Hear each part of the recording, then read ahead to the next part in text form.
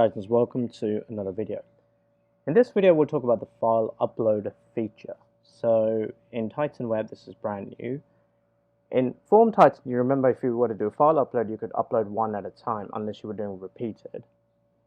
But now the good thing is that you can do in Titan Web multiple file uploads within one element. And let's say I wanted to upload 10 files through one element.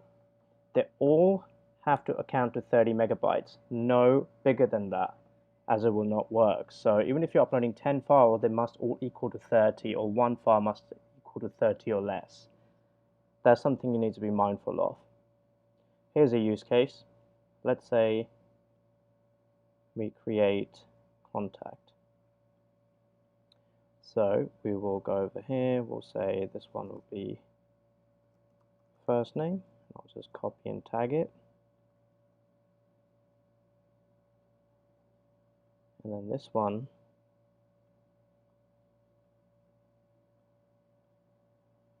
will be last name.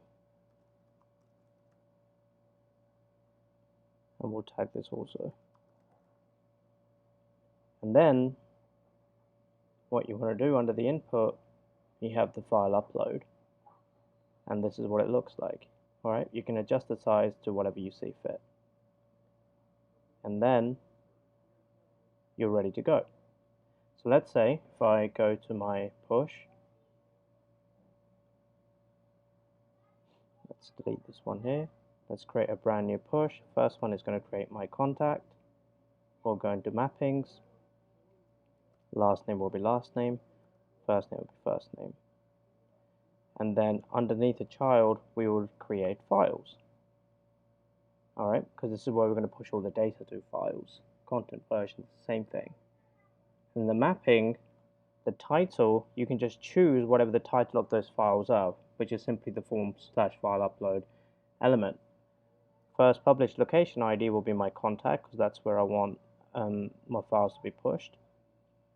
And then finally the version data, which is going to be my file upload itself, like that. And then we are good to go. I just have to assign the action to my button. Go over to button, configure action. Here we are. Apply, and ready to rock and roll.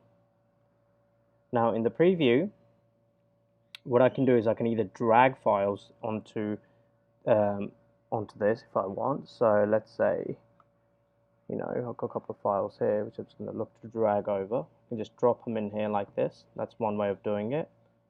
You can also delete it like this, or you can just click on it, and if you have a bunch of files, and I'm just going to choose a couple here. So we'll go for this one, this one, this one, this one, this one, this one. And then now you can see 6 files have been uploaded with their own, this is random screenshots, it doesn't really matter. And yeah, and here they are. And then what I'm going to do is just going to call the first name file, second name upload Titan. Click submit.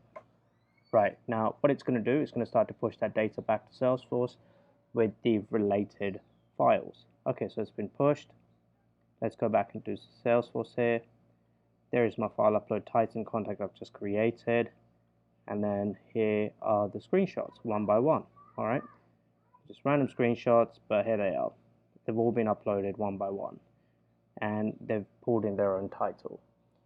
And that's the file upload element. The only thing you need to be mindful of, that no matter how many files you put in there, you need to also make sure that they all amount up to 30 megabyte or less. You can also change the icon here as well. You can do that. If you want to, hide on load, you want to map it to Salesforce. If you want to set condition, value rules, this is another one. In case, you want the file to be of a certain size and stuff like that. And then animation and the metadata as self-explanatory. So that is the file element in a nutshell.